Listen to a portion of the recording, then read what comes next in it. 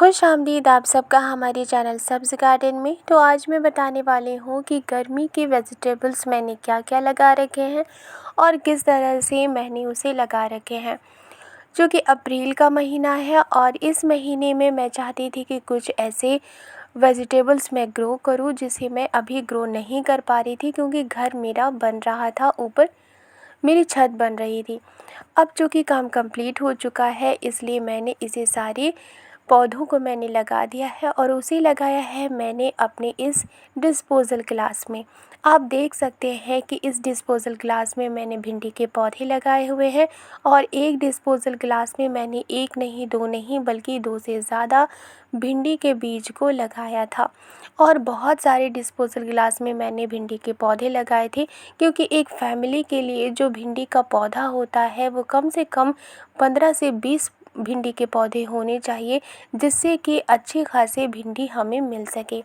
तो कई भिंडी के बीज को मैंने लगाए थे और एक डिस्पोज़ल ग्लास में दो से ज़्यादा भिंडी के पौधे लगाए। किसी डिस्पोज़ल ग्लास में सभी जर्मिनेट हुए और किसी डिस्पोज़ल ग्लास में कुछ ही भिंडी के पौधे जर्मिनेट हुए हैं।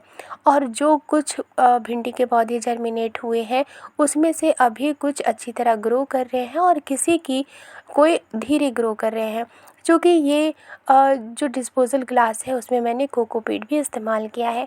ये आप देख रहे हैं, ये मैंने करेला उगाया है।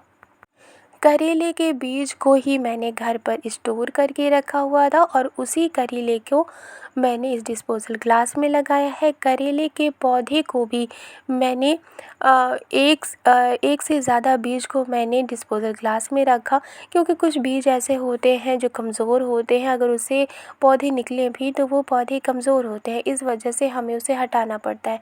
लेकिन जो बीज मैंने लगाए थे वो काफ़ी किसी हद तक वो अच्छे खासे ग्रो हो चुके हैं और काफ़ी अच्छी तरह से वो अच्छी तरह ग्रो कर रहे हैं। और इसके बाद ये जो आप देख रहे हैं वो है नेनुआ। यह नेनुआ कहा जाता है, इसे तोरई भी कहा जाता है, स्पॉन्ज गार्ड। और इसी वजह से ये जो नेनुआ का पौधा है, चूँकि इसे भी मैंने डिस्पोज़ल ग्लास में लगाया हुआ है।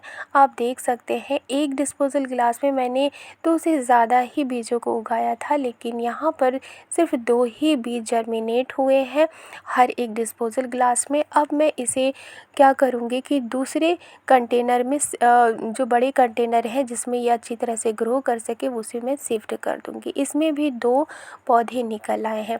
इसके जो रूट है वो काफ़ी हेल्दी है, चूँकि इसमें कोकोपीट मिली हुई है, मिट्टी मिली हुई है और इसकी जो एरिया है वो छोटी है और इसी वजह से इसकी जो वाटर है वो सूख गई है।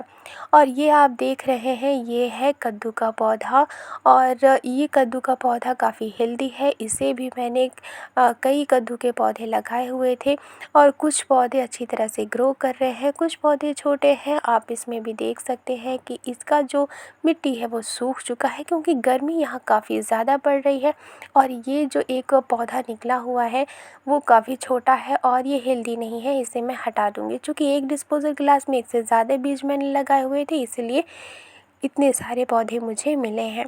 तो ये जितने भी सारे पौधे हैं वो मैंने समर के लिए लगा रखे हैं। चूँकि अभी गर्मी ज़्यादा हो रही है, इस वजह से मैंने इसमें पानी देना शुरू किया है। अब मैं इसमें पानी दे दूँगी अच्छी तरह से, ताकि ये अच्छी तरह नीचे रूट तक ये अच्छी तरह भीग जाए और इसे पौधों को पानी मिल सके।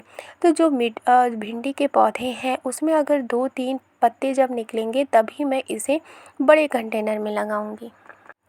मेरे पास इतनी ज़्यादा जगह नहीं थी कि मैं इतने सारे पौधों को लगा सकूं, लेकिन छत बनने के बाद अब मैं अपने छत पर टेरेस गार्डनिंग करूँगी और किस तरह से मैं उसे मेंटेन करूँगी, किस तरह से मैं अपने छत पर सब्जियों को लगाऊँगी और हार्वेस्टिंग करूँगी, इसकी वीडियो मैं टाइम टू टाइम देती रहूँगी, इसकी अपडेट मैं देती रहूँगी।